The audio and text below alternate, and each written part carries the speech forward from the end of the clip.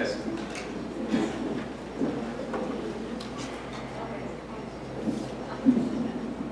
Hello. So, no reasonable person would believe us. This was an oral argument that came up in a legal case. See, back in 2009, Coke was actually being sued by the Center for Science and Public Interest over vitamin water. We all sort of know about vitamin water. It's sugar water that's marketed as a healthy alternative to other liquor water. And so, in 2010, a judge actually denied their motion to dismiss the case because in oral argument, their lawyer had argued that no reasonable consumer would be misled by their advertisements. In other words, if you believe us, it's your fault. So I'm James Hodges.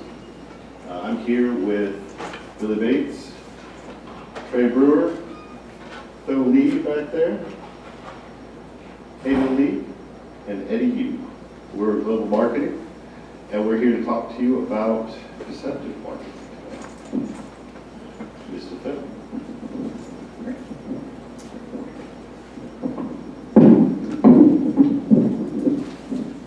Alright, so today I'm going to say deceptive advertising is growing among in our society. This trend including directly trying to deceive consumers to thinking they are getting great things, but in reality they are getting nothing. All targeted by false advertising. It is just a matter how consumer saving you are. The average person faces various forms to advertisement through various media. Even if someone tries to avoid them, they will inevitably be exposed to some form of the advertising and may consider whether or not to buy products. This encourages some companies to make false claims or deceptive advertisement by using false or misleading statements that misrepresentation their products. And next one.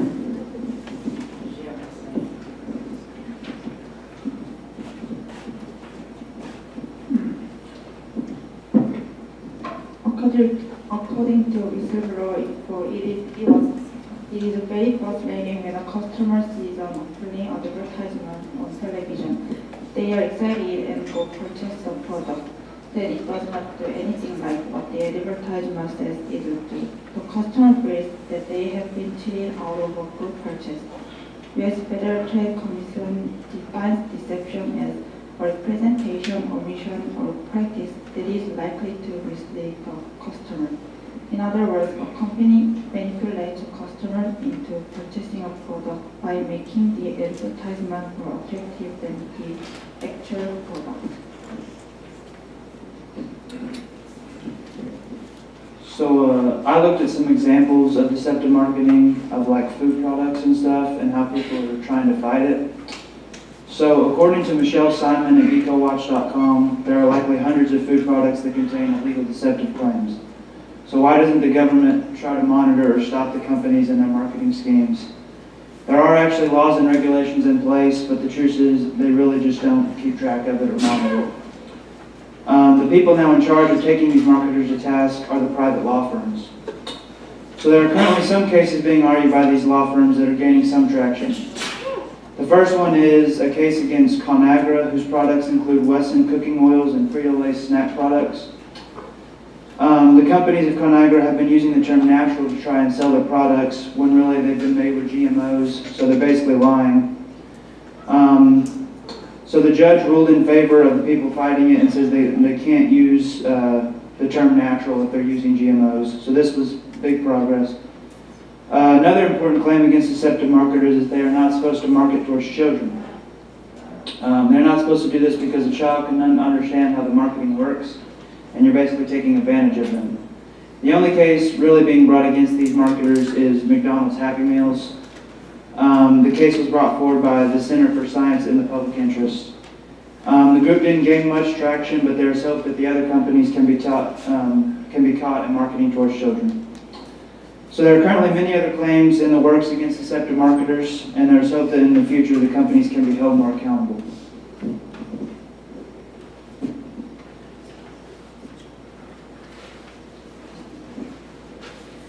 According to Martin Lindstrom, the author of Biology, advertisements affect customers in two ways, the conscious and subconscious.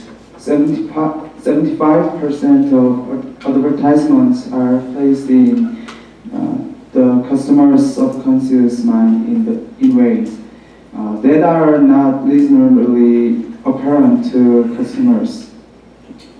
They encourage customers to buy their products by creating a sense of urgency.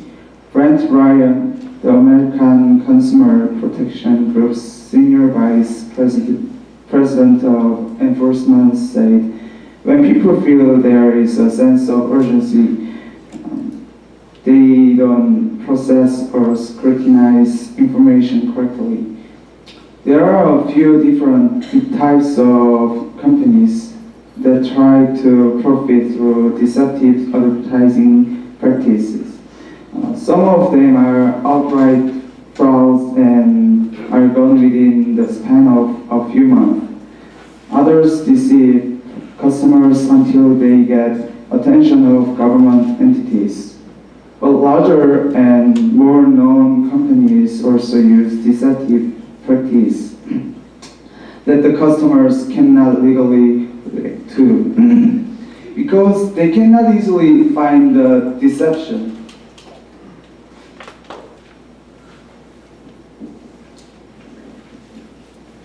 So, deceptive marketing gives businesses a way to increase their consumer base by unethical means, but we only see or hear it as appealing to our own interests. Deceptive marketing is experienced globally and can be really, really difficult to point out. In fact, in 2014, the Federal Trade Commission sent out letters to more than 60 companies, 20 of which were of the world's 100 largest marketing firms. And the letters were basically just warnings about missing or hard to read disclosures. And while the FTC didn't actually release which companies they had sent the letters out to, it served as a really big warning to consumers as to just, be wary about deceptive marketing. And just a couple of pointers that we can do to kind of avoid deceptive marketing. We can not believe what we see or hear, and as much as it may be awful, we can read the fine print. We can be on guard for poorly disclosed requirements, such as auto billing or free trials. Kind of watching out for, whenever you purchase something or you're on a free trial, seeing when they're going to charge your card. We can check the company reports if you're unfamiliar with the company that you're buying from. It can be really, really important to see how reliable that company is. And if you believe that an advertisement is deceptive, just don't buy the products or don't purchase the service.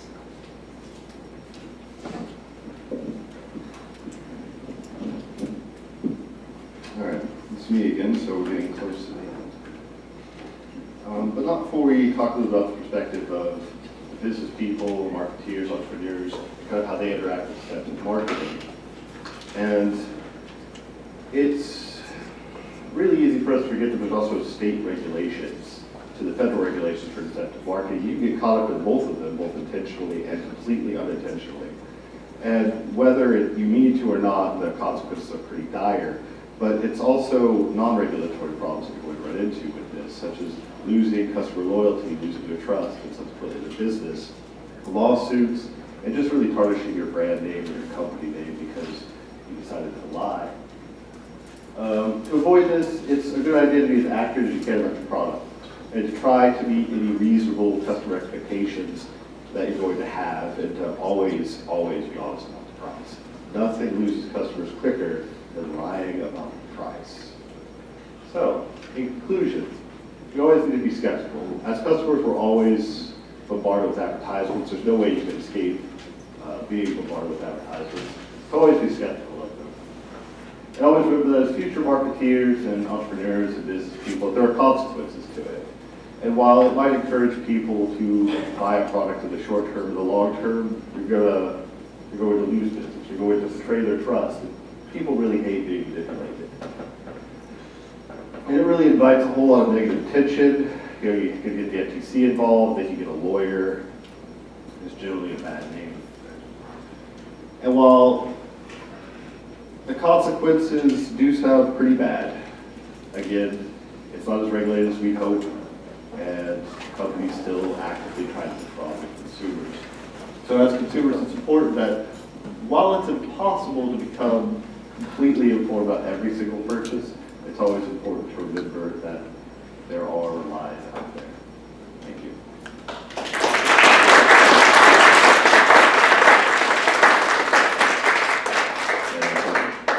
Okay, does anybody have any questions? Well, what a surprise, I have questions, since none of you have questions. What is the difference between puffery and deception? Puffery is just hyperbole. It's the same thing as saying a product will do more than it actually does, whereas deception is blatantly lie. So like vitamin water is a blatant lie. It's telling you that it's healthy when it's just sugar water.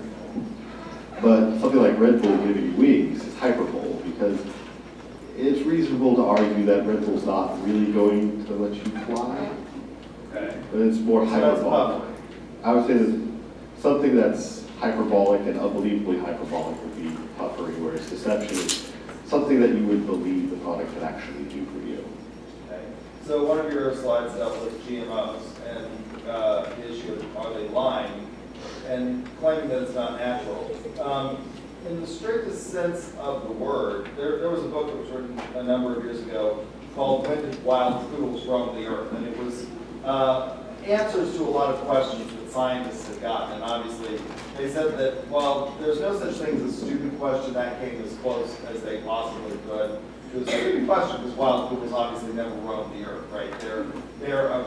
They're a selective breeding of characteristics, and in the strictest sense of the word, that is a GMO. I mean, it is an unnatural selection. So we have natural selection in the animal world, where we see traits being bred out of animals because they are not necessarily conducive to the environment in which the animal lives. And then we see unnatural selection. So a toy poodle is an example of an unnatural selection. That dog never roamed the earth, right? It's a derivative of a wolf when we started hybridizing wolves and we started domesticating animals.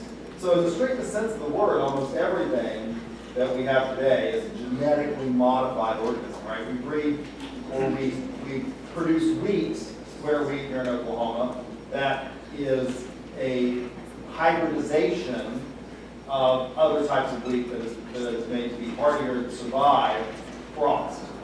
Isn't that, so and saying that's not natural, I mean, it grows in the earth, doesn't it? So we actually had this argument about this GMO versus natural. What we decided on is because the difference is a lot of people that argue natural are trying to market on the sole basis that it is natural. And they're trying to portray something about the product that isn't necessarily true.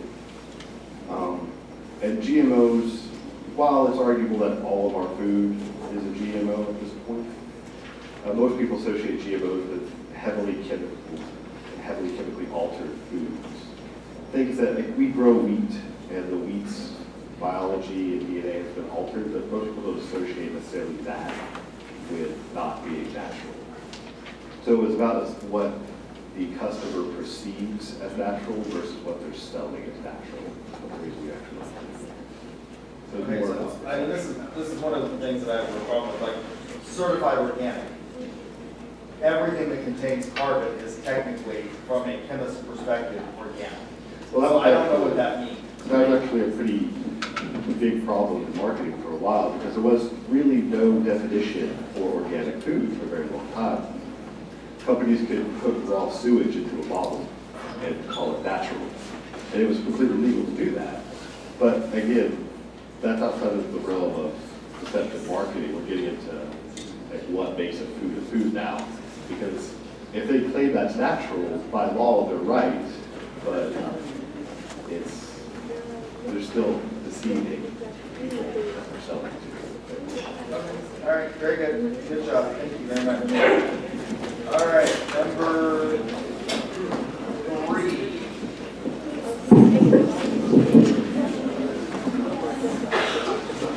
While number 3 gets ready, I'm going to try and move this a little bit.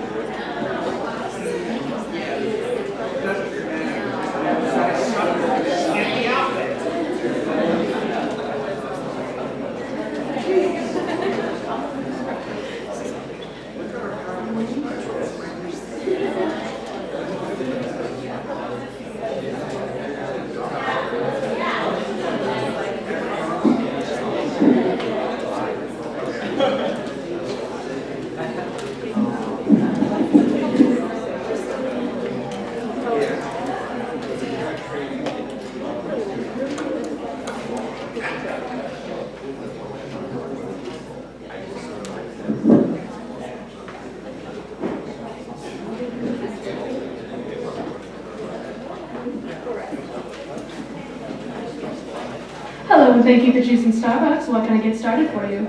We are Front and Furious, and we are presenting on how Starbucks is utilizing new technology to change the coffee game. My name's Leah. My name's Alberto Reesnava. My name's Tim Hicks. I'm Michaela Harrison. Mackenzie Carpenter. Ashton Walling. Michael Russell. And I'm Jordan Pegan. Okay, let's get started. Okay, in an article by Sue Jin Oh, she says, today's Starbucks rules the world of coffee and it's on its way to reigning over the mobile kingdom as well.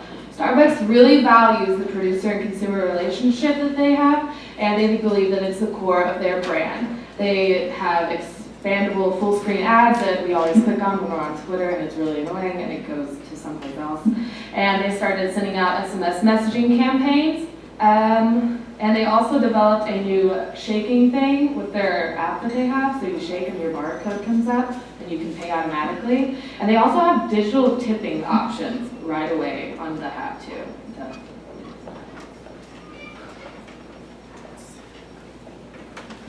And I'm Ashton, and I'm going to discuss what makes the app itself successful. The first one is it adds convenience for the customers. How many of you go to certain stores and they all want you to sign up for their reward card?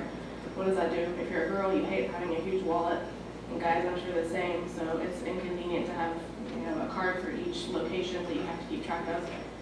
So Starbucks has honed in on the fact that everyone has technology with them always. Everyone's got their phone in their pocket or their purse, and they've made it able for you on the app to keep track of your spending, like your balance, how many rewards points you have, and also the coupons on there as well. So you don't have to have a card and a coupon to be able to utilize the service, which adds a ton of value and creation for the customer because everything's simply on their phone that they already have with them, which also adds value co-creation because it's helping the customer, which then it helps revenues for the business. The second point that makes their app a success is that it's interactive and engaging. We're all kids, we like to push buttons, and so on their app you can, like Mackenzie mentioned, you shake your phone literally and it flips your gift card around and it has the barcode where you pay. They send you the coupons, it's yourself. The more that you mess with the app, the more coupons that you're going to be given.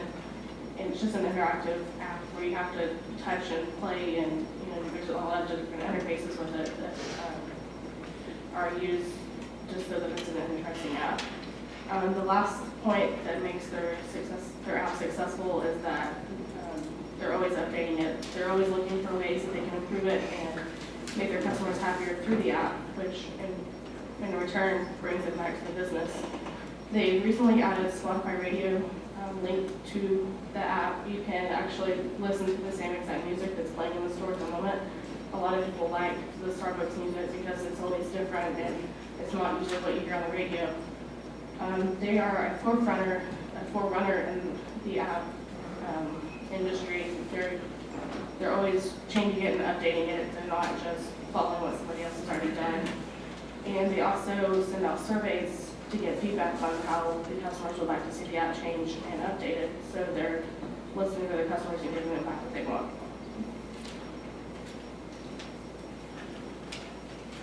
The app was originally launched in 2009 in 13 stores. Now it goes continuously through every store. And in April, they're going to be relaunching a completely new renovation. They're going to be changing the rewarding system. They're going to be changing how the app looks, and they're going to be adding new features. One of the biggest features they're going to be adding is pairings. They're going to be putting separate coffees with different foods to advertise and to sell to you what you'd like to eat with what you'd like to drink. They're also going to be changing the reward system completely. It was 1 star for every purchase you made. Now you get 2 stars for every dollar that you spend. So it's going to be rewarding how much you spend versus if you regularly go and purchase.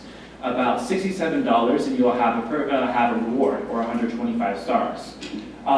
They'll also be doing double star days, where they'll be giving you 4 stars for every dollar that you purchase. And they'll be limiting it to the green level and the gold level, as opposed to no level, green level, and gold level.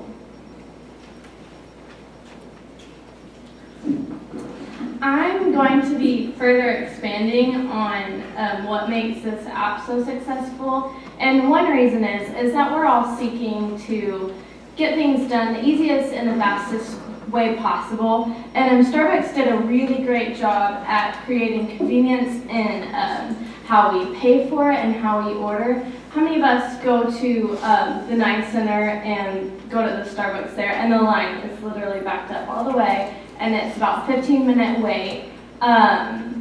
If we just got to type in what we wanted to order and pay for it over the app, that would be a great way to minimize the line and minimize the wait. And Starbucks has done that through this app. Another way is that the features have also added success by freebies and discounts. Just through using the app and being a consistent customer, they give incentives for that, discounts and freebies, and it keeps people visiting and keeps them coming into the store to buy coffee.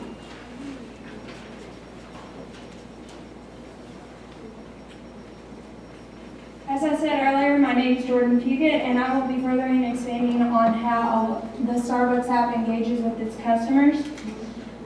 First, Starbucks is also linking it to their Facebook page and other social media sites because everyone has started getting on the trend of Twitter, Facebook, Instagram, and all the other social media sites that are going around. So with their pop-up ads, as we previously stated, as well as posting pictures of their products, the shares, the comments, and the likes all go out to possible new customers and new customer outreach, which gives them the ability to expand their customer service as well as keep their original customers more satisfied. Yeah. Let's see. Customers also have the app with the full screen ads, and they can have it show up on their music stations, and it'll show their new rewards and new promos that are available. And this benefits and allows the users to access to any incentives the company is currently offering and may be offering in the near future. The next is the promise of incentives, because who doesn't like free stuff? Everyone's going to go and try and get free stuff if there's a reward. Starbucks will be hosting rewards such as the Star Reward, which will be starting this next month. Another great feature the app offers is a feedback section. So customers can actually go on and comment what they like, what they don't like about the Starbucks app. what they need to improve on, and how they can actually reach out more and make it even better.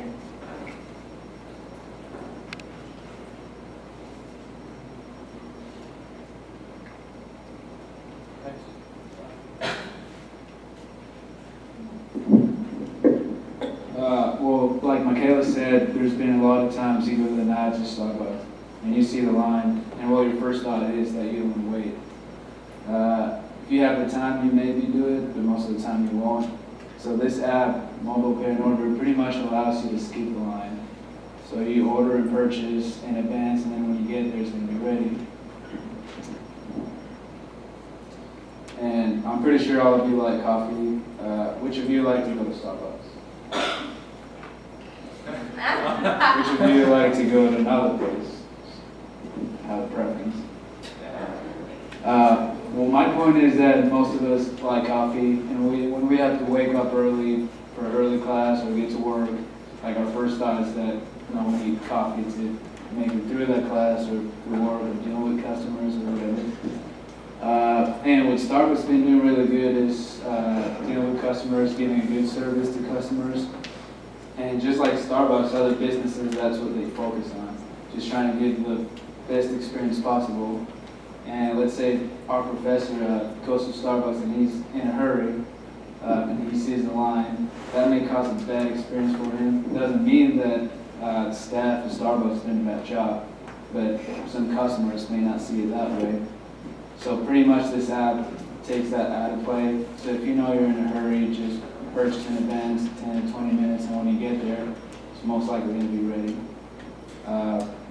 Well, what Starbucks has been doing with technology is really attracting new customers and keeping their current customers loyal. And according to Adam Brotner, who's the Chief Digital Officer, since they're seeing so much customer satisfaction and how quickly they're adapting to this app, we're looking to add more features in the future, such as estimated pickup time or recommendations for items based on your likes and dislikes.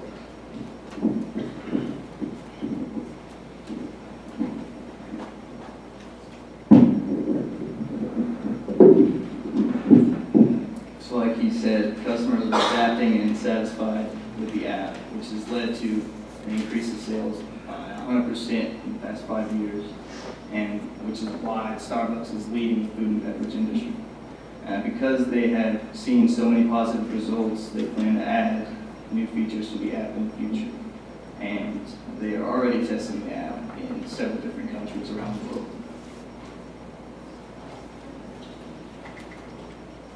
You enjoy your Trenta Breve soy latte with 3 shots of caramel, ma'am. And once again, thank you for choosing Starbucks.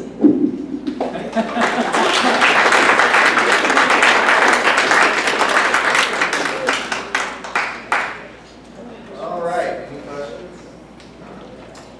Okay, so not surprisingly, I have questions. So, first of all, I will admit my bias. I absolutely hate Starbucks. I think they're the tool of the devil. But I really like a couple of things that you did. First of all, I really love the aprons from Starbucks. That's great, marketing for your group there, so I appreciate that. I wanted to know, how intrusive is the app in terms of being able to ascertain private information from the users? I think it's as intrusive as Facebook and the rest of social media. If you link it with any of your accounts on Facebook, Twitter, Instagram, etc., it's going to be able to see everything that you put on those accounts, as well as my guess is that Facebook tracks your searches, or at least somehow your searches are tracked, and that way you see your ads. So it's going to be as intrusive as those apps. Okay, so they're going to have all of the information by linking the app to your Facebook that you have on your Facebook. Okay, so basically, there's no expectation of there to be a privacy. Okay. But for convenience, right? Right, yeah, absolutely, for convenience. So, how efficient then, so the trade-off, one of the reasons I guess somebody would do this is that you give up something, because there is no such thing as a free lunch, you give up some, I guess, amount of anonymity and privacy in return for efficiency.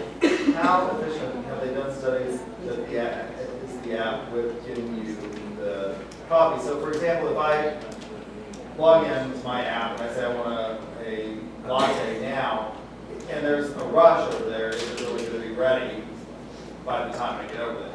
Yeah. Or am I just still waiting? I'm just not waiting long. You actually can go online, if you go on the app and you customize your drink to, I want, coffee and I want, an ounce of cream and I want 4 sugars and I want, other vanilla.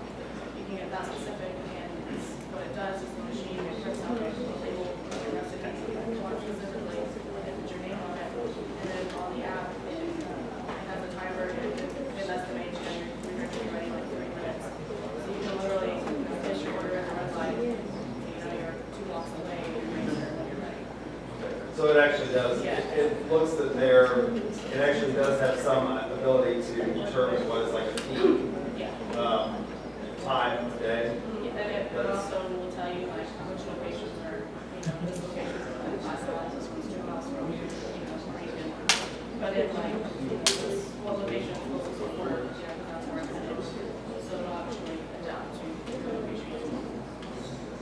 That's right. I did like the fact that you did a really good job in your discussion of value creation, which I wanted to point out. Thank you. All right.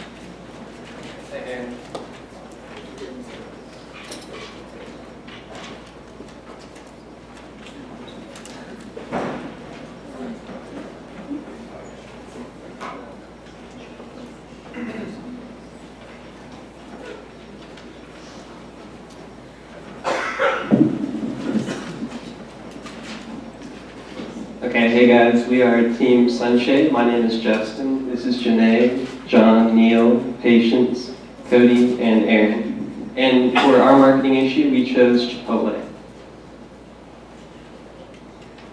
So why did we choose Chipotle? They've been in the news recently a lot the past 6 months. In case you missed it, late last year they had a outbreak of salmonella and E. coli. It gave them a lot of negative marketing in the news. It hurt public opinion pretty badly, and because of this, they lost a lot of customers and a lot of revenue. And we thought this would be a good business example of a marketing campaign based on recovery to regain public trust and public opinion. And so in our presentation, we'll briefly talk about the history of the company, their finances, what they looked like before the outbreak, what they changed because of it, and then a few similar marketing examples from other companies. I have the history of Chipotle, and Chipotle was started by Steve Ells. It first opened in 1933, and to get things really started off, his father gave him an $85,000 loan to get everything started. They have roughly 1,500 locations in the United States and various worldwide, and they contain roughly 37,000 employees. All right, so I talked about why Chipotle was successful. They have a small menu that offered numerous customization choices. Customers always knew what they were going to get when they walked in there. With this small menu, it offered cost saving, so they didn't have to buy so much food. Also helped with not having food spoil as much as well. They're also corporate owned, so every restaurant is held to the same standard as the one in other states as well. Okay, so regarding the outbreaks the last half of 2015 was really bad for Chipotle. They had cases of salmonella, norovirus, and E. coli all throughout the United States, and that hit them pretty hard. Some violations included improper food management and storage, as well as reports of sick workers handling the food. All of these outbreaks eventually led to Chipotle being subpoenaed in January of this year by a federal grand jury, and it hit the company pretty hard.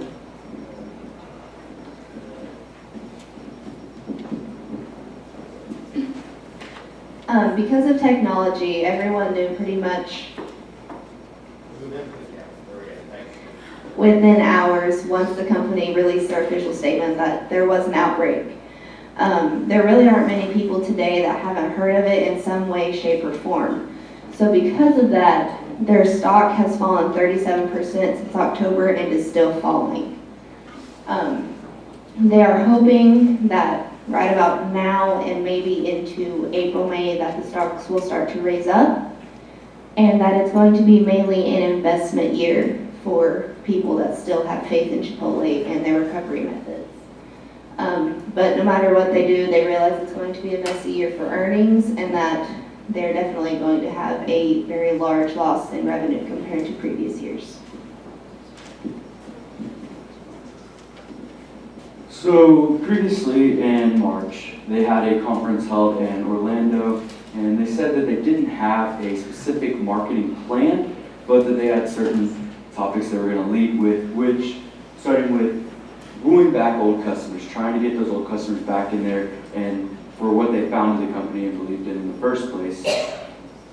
And also going back to traditional marketing with direct mailing and the other traditional marketing, and offering lots of discounts and free burritos to people to help them bring back after the E. coli condition.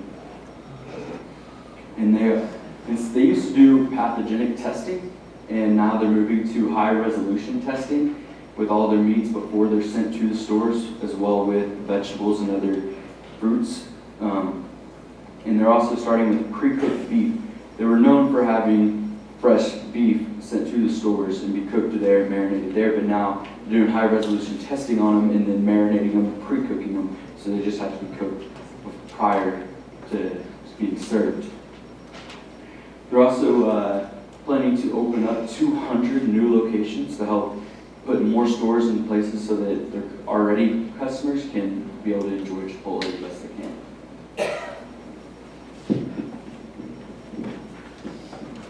All right, I'm going to be talking about other marketing campaigns from two companies, McDonald's and BP, British Petroleum. So back in 2004, in case any of y'all have seen it, it's called Super Size Me, a documentary by Morgan Spurlock that has to do with him going on a 30-day diet of just straight McDonald's. It's crazy. Needless to say, the documentary itself did not have a positive impact on the image of McDonald's. Anyway, during this time, McDonald's started to do a more healthy approach to its food. You could say McDonald's denies the claim that the documentary had anything to do with its decision to become a healthier food option. But if you look at the time frame, it doesn't make sense. On the flip side, you have BP Oil in 2010. If any of y'all remember the Deepwater Horizon incident in the Gulf, a rig exploded. It caused the biggest oil spill in U.S. history. Now, how do you make up for something like that? Well, there's only one way. You go on the television. Mr. Tony Hayward, the CEO, apologized very sincerely, many times. And he's saying that it was completely their fault that this happened and it should have never taken place. But they had sort of like another motive, so they put on their side, that they dig too deep into the ocean and it sprung a leak and they couldn't fix it because they weren't prepared. But because of this, BP lost huge amounts of reputation, and they lost their position as the most environmentally friendly company, ironically, an oil company. Anyway, it cost them about $54 billion, and the oil spill took about 3 months of capital. It took way too long. But in conclusion, Chipotle stands at a crossroads where I, for one, probably wouldn't eat there because, much like doing the research, E. coli is very prevalent in the past. And it's hard to say if trying to woo back customers with free food will work in the long term. And the only real way they can recover from this is if they go at least 6 months to a year without any outbreaks. Thank you.